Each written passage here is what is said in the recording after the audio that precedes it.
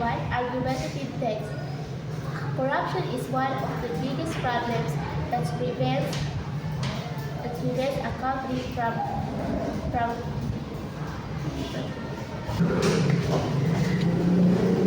Good day everyone.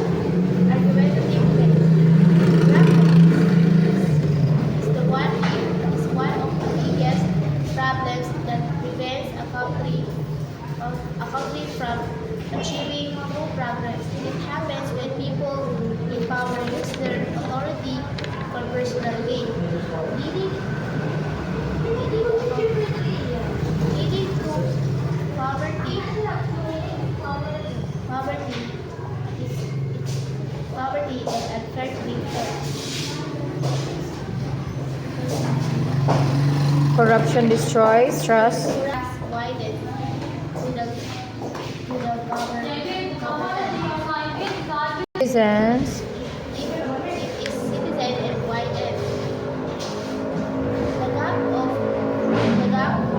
rich and poor. To stop corruption, everyone must act honestly and support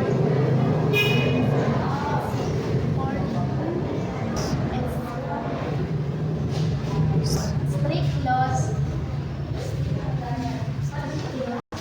against it. On true unity and integrity, fun, fun, Done. fun